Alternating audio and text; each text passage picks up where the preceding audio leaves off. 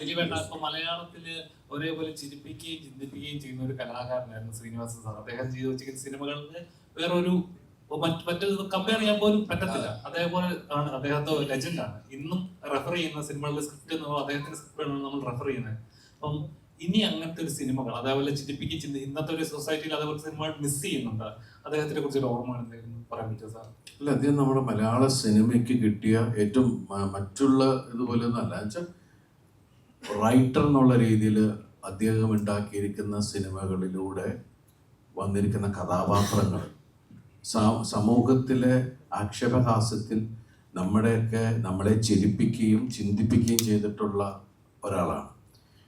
ജെന്യുവിനായിട്ടുള്ള ഒരാൾ, മനുഷ്യസ്നേഹി, പിന്നെ നല്ല ചങ്കൂറ്റ ഒരാൾ, പിന്നെന്താ പറയുക, അത്രയും ഡിഫറെൻ്റ് ആയിട്ടുള്ള സിനിമകൾ, നല്ല കലാസ്വാദകൻ, presence of mind, humour sense. അത് എനിക്കറിയില്ല ഇനി അങ്ങനെ ഒരു അവതാരം ഉണ്ടാവുക എന്നൊന്നും അറിയില്ല. പക്ഷേ ഞാൻ വളരെ ഭാഗ്യവാനാണ് ആ കാര്യത്തിൽ. ഞാൻ അസിസ്റ്റന്റ് ഡയറക്ടറായി തുടങ്ങിയ ആ സമയം മുതലുള്ള ഒരു അടുപ്പമുണ്ട്. അദ്ദേഹം എല്ലാ തരത്തിലുള്ള സിനിമകളെയും ഉൾക്കൊണ്ടിട്ടുള്ള ഒരാളാണ്. ഒരിക്കൽ പാസഞ്ചർ എന്ന് പറഞ്ഞ സിനിമയുടെ കഥ വന്നപ്പോൾ എന്നെ വിളിച്ചിട്ട് ദിലീപ് ഒരു വേറെ ടൈപ്പ് സംഭവം വന്നിട്ടുണ്ട്, കേട്ടു നോക്കൂ, എന്നിട്ട് അത് ഓക്കെ ആണെങ്കിൽ നമുക്ക് പിടിക്കാം. അപ്പം എൻ്റെ അടുത്ത് ഞാൻ കഥ പറഞ്ഞ് കേട്ടപ്പോൾ ഇത് വേറെ തരത്തിൽ, എനിക്ക് തോന്നുന്നു ന്യൂ ജനറേഷൻ സിനിമയുടെ തുടക്കം ആ സിനിമയാണ് പാസഞ്ചർ. ആ പാസഞ്ചർ എന്ന് പറഞ്ഞ സിനിമയിൽ വേറെ തരത്തിലുള്ള അതിനും ഈ സ്ക്രിപ്റ്റിലും ഒക്കെ ശ്രീനേട്ടൻ്റെ സൂപ്പർവൈസേഷൻ എന്ന് പറയുന്ന പോലെ കയ്യും ഒക്കെ ഉണ്ട് ആ സിനിമയിൽ. അപ്പോൾ അതുപോലെ ഡയറക്ടറായിരുന്ന സമയത്ത് അദ്ദേഹം രണ്ട് സിനിമയിലെ ചെയ്തു. ആ രണ്ട് സിനിമയും നമുക്ക് എടുത്തു വെക്കുന്ന രണ്ട് സിനിമകൾ തന്നെയാണ്. ഇപ്പം എല്ലാ സ്ഥലത്തും ശ്രീനിവാസൻ ഒരു എന്താ പറയുക, ഒരു മറക്കാൻ പറ്റാത്ത ലെജൻഡ്, നമുക്ക് അഭിമാനിക്കാവുന്ന, എടുത്തു പറയുന്ന, നമ്മളോട് നെഞ്ചോട് ചേർന്ന് നിൽക്കുന്ന ഒരാളാണ്. പുതുമുഖ സംവിധായകനാണ്. ഈ പടവും പുതുമുഖ സംവിധായകനാണ്, അടുത്ത പടവും ഒരു പുതുമുഖ സംവിധായകൻ. അപ്പം പുതിയ കാലങ്ങളിലേക്ക് പുതിയ കഥകൾ തേടിപ്പോകുന്ന ഒരു ദിലീപിന്റെ ഒരു ട്രേഡ് നമ്മൾ കാണുന്നുണ്ട്. ശരിക്കും അതൊരു കോൺഷ്യസ് ആയിട്ടുള്ള ഡിസിഷനാണ്. ഞാൻ ഈ പടങ്ങൾക്ക് മുമ്പ്, ഇതിനു മുമ്പുള്ള സംവിധായകരുടെ കൂടെ ചെയ്തുകൊണ്ടിരുന്നപ്പോൾ നിങ്ങൾ പറഞ്ഞു ഇയാൾക്ക് പുതിയ സംവിധായകരൊന്നും ഇല്ല. ഇപ്പൊ ഞാൻ വന്ന പുതിയ സംവിധായകരുടെ കൂടെ പോകാന്ന് വിചാരിച്ചാൽ അതും കുഴപ്പമെന്ന് പറയരുത് കേട്ടോ. ഇഷ്ടമാണ്. ഞാൻ ഏറ്റവും കൂടുതൽ പുതിയ സംവിധായകരുടെ കൂടെ തന്നെ എത്രയോ വർഷങ്ങൾക്ക് മുമ്പ് വന്നു തുടങ്ങിയിട്ടുള്ള ആളാണ് ഞാൻ ചെയ്തിട്ട് എത്രയോ സിനിമകളുണ്ട്. പുതിയ ആൾക്കാരുടെ കൂടെ ചെയ്തിട്ടുണ്ട്, പുതിയ നായകന്മാരുടെ കൂടെ അഭിനയിച്ചിട്ടുണ്ട്, പുതിയ സംവിധായകർ സുന്ദരദാസ് തുടങ്ങിയിട്ട് ഇങ്ങനെ അങ്ങനെ ഒരുപാട് പേരുടെ സിനിമയിൽ അഭിനയിച്ചു. ജോണി ആന്റണി, ഞാൻ തന്നെ പ്രൊഡ്യൂസ് ചെയ്ത ആദ്യത്തെ സിനിമ ജോണിയുടെ ഞാൻ നിർമ്മിച്ച. അന്ന് ജോണി പുതിയ ആളാണ്. അങ്ങനെ ഒരുപാട് പേരുടെ സിനിമകൾ നമ്മൾ ചെയ്തിട്ടുള്ളതാണ്. ഇപ്പൊ മലർവാടി ആർട്സ് ക്ലബ്ബ് ചെയ്യുമ്പോൾ വിനീതിന്റെ ആദ്യത്തെ സിനിമയാണ്, അത് നിർമ്മിച്ചത് നമ്മൾ തന്നെ. അപ്പൊ പുതിയതായാലും പഴയതായാലും കണ്ടന്റ് എന്ത് എന്നുള്ളതാണ് നമ്മളിലേക്ക് പുതിയ സിനിമ അല്ലെങ്കിൽ പുതിയ കണ്ടന്റ് ആര് കൊണ്ടുവരുന്നു എന്നുള്ളതാണ്. പഴയതായാലും പുതിയതായാലും. കാരണം ഇപ്പോഴത്തെ ഒരു ട്രെൻഡിൽ പോകുന്നത് കണ്ടന്റിനാണ് പ്രാധാന്യം. ആർട്ടിസ്റ്റ് എന്നുള്ളതിനേക്കാൾ ഉപരി ഇപ്പൊ സിനിമകൾ ഓടുന്ന കാണുമ്പോൾ നമുക്ക് മനസ്സിലാവുന്നത് എന്ത് കണ്ടന്റ്, നിങ്ങൾക്ക് സിനിമ ഇഷ്ടാവുണ്ടോ, അതിലെ പ്രമേയം ഇഷ്ടാവുണ്ടോ എന്നാണ് നോക്കുന്നത്. ഇന്ന താരം വരുന്നോണ്ട് ഈ സിനിമ ഇത്ര ദിവസം ഓടും, അങ്ങനെയൊന്നും പണ്ടുണ്ടായിരുന്നു. അത് നമുക്കൊരു ഗ്യാരണ്ടി പോലെ ഉണ്ടായിരുന്നു, ഇന്ന ആർട്ടിസ്റ്റിന്റെ സിനിമ നമുക്കൊരു മിനിമം ഗ്യാരണ്ടി എന്ന്. ഇത് നമുക്ക് അങ്ങനെ പറയാൻ പറ്റൂല.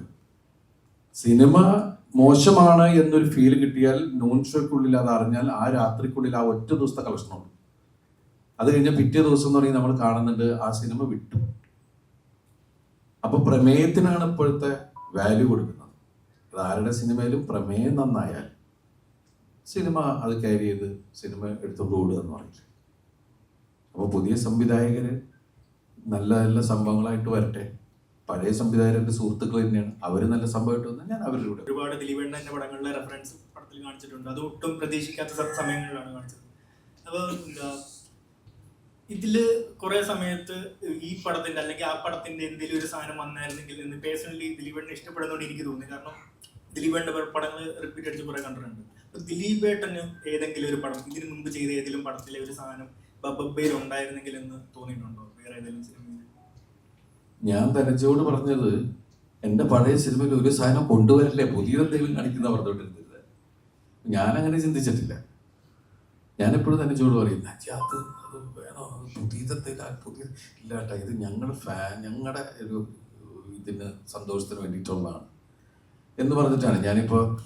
ഞാൻ വന്ന് ഇറങ്ങുമ്പോൾ തന്നെയുള്ള ഒരു റെഫറൻസ്, പിന്നെ നമ്മൾ ഇൻ്റർവെല്ലിന് പോകുന്ന ചേസ് നടക്കുമ്പോഴുള്ള റെഫറൻസുകൾ, അപ്പോൾ അതൊക്കെ റീക്രിയേറ്റ് ചെയ്യുക. ശരിക്കും പറഞ്ഞ ഒരു സ്പൂഫ് സ്വഭാവമുണ്ട് ഈ സിനിമയ്ക്ക്. ലാലേട്ടനെ കൊണ്ട് നമുക്ക് കാണാൻ ആഗ്രഹിച്ച സാധനങ്ങൾ ഇപ്പോൾ പുള്ളി പറഞ്ഞ പോലെ ഒറ്റ സിനിമയിൽ തന്നെ അതിൻ്റെ മെയിൻ സാധനങ്ങളൊക്കെ എടുത്ത് മുണ്ട് ഉരുള്ള അടി, കാല് ഇതാക്കല്, അങ്ങനെ ഒരുപാട് സാധനങ്ങൾ. പിന്നെ ഇതൊരു ലാലേട്ടൻ തന്നെ പറഞ്ഞ സാധനം, ഇതൊരു എന്താ പറയുക, ഒരു വെറുതെ ഹൈപ്പ് ഉണ്ടാക്കുക. അതാണ് തുമ്മുമ്പയ്ക്കും മണ്ണൊക്കെ ഇങ്ങനെ എയറിലേക്ക് പോകുക. സാധാരണ അങ്ങനെ അഭിനയിച്ചുകൊണ്ടിരുന്ന് കഴിഞ്ഞിട്ട് പല സമയത്തും എടാ ഇങ്ങനെ കാര്യങ്ങൾ ഉണ്ടാവൂടാ, ഇത് നമ്മൾ ചോദിക്കും, എന്ത് മനുഷ്യന്മാരല്ലേ അത് എന്നൊക്കെ ചോദിച്ചിട്ട്. കാരണം നമ്മളിപ്പുറത്ത് വേറെ തരത്തിൽ അതിനെ എൻജോയ് ചെയ്ത് നമ്മൾ തന്നെ അതിനെ ക്രിട്ടിസൈസ് ചെയ്ത് വേറൊരു ലോകമാണ് ഇങ്ങനെ കുറെ ആൾക്കാർ. പിന്നെ ഇതിന്റെ സ്ക്രിപ്റ്റ് എന്ന് വെച്ചാല് കുറെയൊക്കെ ഇപ്പോഴത്തെ ഒരു വേർഷനില് ആൾക്കാർക്ക് കൂടുതൽ ബുദ്ധി എന്ന് പറയുന്ന ഒരു സാധനത്തെ കറിച്ച ഒരുപാട് ക്ലാരിറ്റി കൊടുക്കണ്ട. അത് ജനത്തിന് ഇപ്പൊ നന്നായിട്ട് മനസ്സിലാവാതെ ഇങ്ങനെയാണ് കണക്റ്റഡ്. സിനിമ ടോട്ടൽ കണക്ട് ചെയ്ത് വരുമ്പോ എല്ലാം നമ്മുടെ ആൾക്കാരാണ്, വിനീതിന്റെ ടീം മാത്രമാണ് ഓപ്പോസിറ്റ് നിൽക്കുന്നത് എന്ന് പറയുന്ന ഒരു കണക്ഷനിൽ ഇങ്ങനെ കൊണ്ടുവന്ന് എത്തിക്കുക എന്ന് പറയുന്ന ഒരു രീതിയൊക്കെ ഉണ്ട്. അപ്പൊ ആ സ്പൂൺ ഫീഡിങ് അങ്ങനെയുള്ള സാധനങ്ങളൊക്കെ മാറ്റി നിർത്തിയിട്ടാണ് പിന്നെ ഇപ്പൊ നിങ്ങൾ കണ്ട സിനിമയിലേക്ക് എത്തിയത്.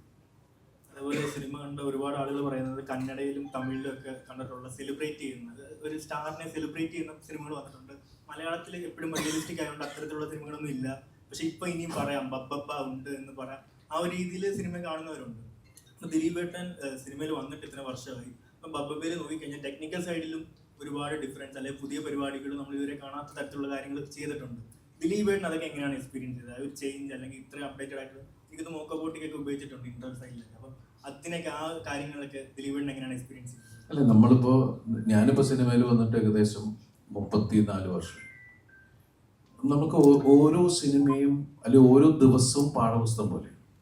സിനിമ ഇതൊരു വലിയ കടൽ പോലെയാണ്. ഇതൊന്നും പഠിച്ചാൽ തീരൂല എന്ന് പറഞ്ഞാൽ ദിവസം ഓരോ സംഭവങ്ങൾ കണ്ടുപിടിച്ചുകൊണ്ടേയിരിക്കുന്നു. നമ്മുടെ മുമ്പിലേക്ക് കുറച്ച് കഴിഞ്ഞിട്ടാണ് എത്തുന്നത്. ഇപ്പോൾ ഇന്റർനെറ്റ് മറ്റുള്ള കാര്യങ്ങൾ ഉള്ളതുകൊണ്ട് നമ്മൾ എല്ലാ കാര്യങ്ങളും അപ്പം പറയുന്നു, ഇന്ന നടക്കുന്നുണ്ട്, ഇങ്ങനെ സാധനം വരുന്നുണ്ട്. പക്ഷെ അത് നമ്മുടെ മുമ്പിലേക്ക് എത്താൻ ചിലപ്പോൾ കുറച്ച് വൈകായിരിക്കും. പക്ഷെ നമ്മൾ ഇന്നും ആസ് എ സ്റ്റുഡൻറ് എന്നുള്ള രീതിയിൽ തന്നെയാണ്. കാരണം പുതിയത് കണ്ടുപിടിക്കുക. പിന്നെ പുതിയ ശരിക്കും ഞാൻ ഇവരോടൊക്കെ പറയേണ്ടത്, നമ്മളെക്കാൾ അറിവുള്ള ടെക്നീഷ്യൻസിന്റെ കൂടെ തന്നെയായിരിക്കണം നമ്മൾ വർക്ക് ചെയ്യേണ്ടത്. അങ്ങനെ അതുപോലെ നമ്മളെക്കാൾ വളരെ ഗംഭീരമായിട്ട് പെർഫോം ചെയ്യുന്ന ആർട്ടിസ്റ്റുകളുമായിട്ട് നമ്മൾ സഹകരിക്കണം. അപ്പോഴാണ് നമ്മൾക്കും വളർച്ച ഉണ്ടാവുള്ളൂ. അപ്പോൾ ഈ എന്നെ സംബന്ധിച്ച് കഴിഞ്ഞ കാലഘട്ടത്തിലൊന്നും ഉപയോഗിക്കാത്ത ടെക്നോളജിയുടെ കൂടെ പോകുമ്പോൾ നമുക്കും പുതിയ നോളജാണ്. അതെടുത്ത് നമുക്ക് അടുത്ത സിനിമയിൽ ഉപയോഗിക്കാൻ പറ്റുക, അല്ലെങ്കിൽ നമുക്ക് അത് വേണോട്ടോ ഇത് വേണോട്ടോ അങ്ങനെ വന്നൂടെ എന്നൊക്കെ ചോദിക്കാവുന്ന ഒരുപാട് കാര്യങ്ങൾ നമുക്ക് മുന്നിലേക്ക് വരും. ഇപ്പോഴത്തെ കുട്ടികൾ അല്ലെങ്കിൽ ഇപ്പോഴത്തെ ക്യാമറമാന്മാരാണെങ്കിലും മറ്റുള്ള എല്ലാ ടെക്നിക്കൽ സ്ഥലത്ത് വർക്ക് ചെയ്യുന്ന ആൾക്കാരും അപ്ഡേറ്റ് ചെയ്തുകൊണ്ടേയിരിക്കുകയാണ്. ഓരോ ദിവസവും പുതിയത് എന്തെന്ന് പറയുന്ന കാര്യങ്ങൾ ചെയ്യുന്നുണ്ട്. അപ്പൊ നമ്മളും അതിന്റെ കൂടെ പോകുമ്പോൾ നമ്മളും പതുക്കെ അതിന്റെ ഭാഗമാവുമല്ലേ. ദിലീപേട്ട നമസ്കാരം. പപ്പ കണ്ടു ഗംഭീരമായിട്ടൊരു എന്താ പറയുക, ഒരു ആഘോഷിക്കാൻ പറ്റുന്ന, തിയേറ്ററിൽ നിന്ന് തുള്ളാൻ പറ്റുന്ന ഒരുപാട് സിനിമകൾ, നമുക്ക് ഓർത്തെടുക്കാൻ പറ്റുന്ന നല്ല മൊമെന്റ്സ് ഉണ്ടായ ഒരുപാട് നല്ല സിനിമയായിരുന്നു. അത് തന്നതിന് താങ്ക് യു. തിരിച്ച് നിങ്ങളോട്, കാരണം നിങ്ങളിപ്പോൾ പറഞ്ഞ വേർഡ്സ് അത് ജനങ്ങളിലേക്ക് എത്തിക്കാൻ വേണ്ടത്.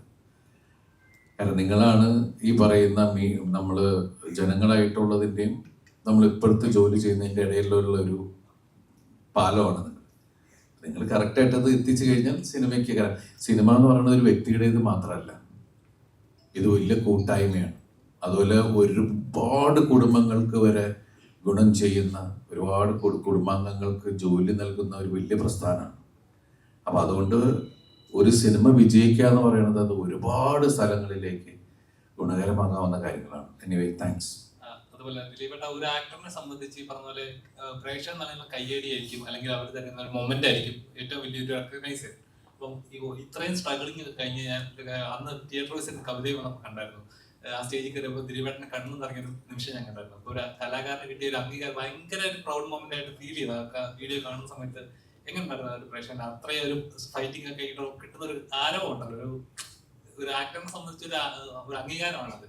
ആ മൊമെന്റ് എങ്ങനെയാണ് ഫീൽ ചെയ്തത്? അല്ല, ഒരു കലാകാരൻ എന്ന് പറയുന്നത് ശരിക്കും പറഞ്ഞ പ്രേക്ഷകനെ സംബന്ധിച്ച് അവർ അടിക്കുന്ന 2 കൈ കൂട്ടിയടിക്കുന്ന ഒരു ശബ്ദം ഉണ്ടല്ലോ, അത് ഞങ്ങൾക്കുള്ള എനർജി എന്ന് പറഞ്ഞിട്ടുണ്ടെങ്കിൽ അത് നിസ്സാരമല്ല. അവരുടെ ആ സ്നേഹം എന്നെ സംബന്ധിച്ച് പറഞ്ഞാൽ ഏകദേശം 10-30 വർഷമായിട്ട് ഈ കയ്യടി കൊണ്ട് മാത്രമാണ് ഇവിടെ നിലനിൽക്കുന്നത്. ഏത് സമയത്തും എന്നെ വിശ്വസിച്ച് എൻ്റെ കൂടെ നിൽക്കുന്ന പ്രേക്ഷകർ. കാരണം അവരില്ലെങ്കിൽ പിന്നെ നമുക്കൊന്നുമില്ല എന്ന് പറയുന്ന ഒരു അവസ്ഥയാണ്. നമ്മൾ ആരുടെ മുമ്പിൽ ആടി തിമിർക്കാനാണ്. പിന്നെ ഈ പറയുന്ന ഒരു വലിയ പ്രോഡക്റ്റ് ഉണ്ടാവുന്നത് ഒരുപാട് പേരുടെ കൂട്ടായ്മയാണ്. എൻ്റെ കൂടെയുള്ള ആർട്ടിസ്റ്റുകൾ, അതുപോലെ എൻ്റെ ഡയറക്ടർ. ഇപ്പം ഈ ഡയറക്ടറെ സംബന്ധിച്ച് ഒരു ധനഞ്ജയ് ഒരു ആദ്യമായിട്ടൊരു സിനിമ ചെയ്ത പോലെയല്ല. ഒരു പുതിയ ഒരാൾക്ക് ശരിക്കും പറഞ്ഞാൽ ഇത്രയും ആർട്ടിസ്റ്റുകളെ കിട്ടുമ്പോൾ തന്നെ പതറിപ്പോകും. പക്ഷേ അതിന് ഈ കഥ എന്നിലേക്ക് എത്തിച്ചത് വിനീത് ശ്രീനിവാസനാണ്. വിനീതാണ് എന്നെ വിളിച്ച് പറഞ്ഞത്, ദിലീപേട്ട ഒരു കഥയുണ്ടെന്ന് കേട്ടു നോക്കൂ. കഥ എന്ന് പറയാൻ പറ്റില്ല, ഒരു സംഭവങ്ങളാണ്, അതൊന്ന് കേട്ടു നോക്കൂ, എന്നിട്ട് നമുക്ക് അതെങ്ങനെയാണെന്ന് ആലോചിക്കാം.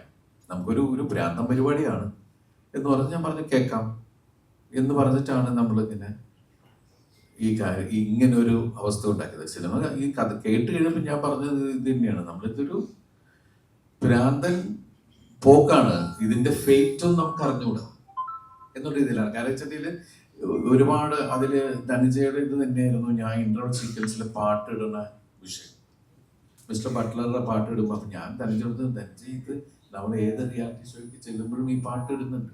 അപ്പം അത് ജനങ്ങൾക്ക് എത്രത്തോളം സിനിമയിൽ വരുമ്പോൾ നമുക്കറിയില്ല എന്നുള്ള രീതിയിൽ പറഞ്ഞില്ല കേട്ടോ, അത് കറക്റ്റ് ആവും. അങ്ങനെ നമ്മൾ 2 പാട്ടും കൂടി എല്ലാവർക്കും ഇഷ്ടമുള്ള 2 പാട്ട്, കാരണം ആ പാട്ട് എപ്പോഴെങ്കിലും മാറ്റാവുന്ന ഒരു ഐറ്റം വന്നിട്ടുണ്ടല്ലോ. അപ്പൊ അതുകൊണ്ട് അതിങ്ങനെ ഞെക്കിക്കൊണ്ടിരുന്നു കഴിഞ്ഞാൽ നമുക്ക് പാട്ട് മാറ്റി കഴിച്ച്. പക്ഷെ അതൊക്കെ ഗംഭീരമായിട്ട് തിയേറ്ററിൽ വർക്കൗട്ടായി എന്ന് പറയുന്ന ഒരു സാധനമുണ്ട്. ഇതിങ്ങനെ ഒരു സിനിമ, ഈ സിനിമയിൽ മാത്രമേ ഇമ്മാതിരി പരിപാടികൾ ചെയ്യാൻ പറ്റുള്ളൂ. ഇനിയിപ്പോ ധനഞ്ജയ്ക്കാണ് ഏറ്റവും ടെൻഷൻ. ധനഞ്ജയിന്റെ അടുത്ത സിനിമ എന്തായിരിക്കും എന്നുള്ളതാണ്. ഈ സിനിമ ഇപ്പൊ നമ്മൾ ലാലേട്ടനെ ഏറ്റവും കൂടുതൽ എങ്ങനെ കാണാൻ ആഗ്രഹിച്ചു, അങ്ങനെ നമ്മൾ ചെയ്തിട്ട് ഇപ്പൊ നമ്മുടെ വേറെ കുറച്ച് സിനിമയിലെ ചിന്തകളൊക്കെ ചിലപ്പോൾ അതിൽ വന്നിട്ടുണ്ടാവും. അതുപോലെ എല്ലാ ആർട്ടിസ്റ്റുകളും ഓരോ സെക്കൻഡിലും പുതിയ പുതിയ കാര്യങ്ങൾ നടക്കുന്നു. ഈ സിനിമയ്ക്ക് പ്രെഡിക്റ്റ് ചെയ്യാൻ പറ്റാത്തൊരു അവസ്ഥ ഉണ്ടായിരുന്നു, മനസ്സിലായില്ലേ? അപ്പൊ അതൊക്കെ ഗംഭീരമായിട്ട് വർക്കൗട്ടായി. ഈ സിനിമയിൽ ഒരു നായികയില്ല, പക്ഷെ എനിക്ക് ലാസ്റ്റ് ഒരു നായിക തരാന്ന് പറഞ്ഞു, അതൊന്നും തന്നില്ല. പിന്നെ അപ്പൊ ടൈലന്റ് ഒക്കെ വേറെ തരത്തില്ലേ. എന്തായാലും എനിവേ നമ്മളെ സംബന്ധിച്ച് ഈ പറയണ 10 ദിവസം ഇപ്പൊ നമ്മുടെ സിനിമകൾ വന്ന 10 ദിവസം കൊണ്ട് വരുന്ന കളക്ഷൻ 3 ദിവസം കൊണ്ട് വന്ന് കയറുക എന്ന് പറഞ്ഞ പോലെ അത്രയധികം ആളുകൾ ഇത്രയും വൈഡ് റിലീസ്. ഞാൻ പറഞ്ഞില്ല, ഞാൻ അഭിനയിച്ചാൽ ഏറ്റവും കൂടുതൽ റിലീസ് സംഭവിച്ച ഒരു സിനിമയാണ്. 450 എത്ര സെന്റേഴ്സിൽ 450 എത്ര സെന്റേഴ്സിലുണ്ടായിരുന്നു ഞാൻ. പക്ഷെ അതിനൊക്കെ ഇങ്ങനെ അത്രയൊക്കെ ചെയ്യണോ എന്ന് ചോദിച്ചിട്ടുള്ള ഇതാണ്. ഒരു ചെറിയ കാര്യം പറയട്ടെ, ദിവസവും ഒരു ചെറിയ തുക മാറ്റിവെച്ച് വലിയത് വാങ്ങണം. ഗാഡ്ജറ്റ് ആയാലും അപ്ലയൻസ് ആയാലും മൈജി സൂപ്പർ EMI, ചെറുതിന്റെ പവർ.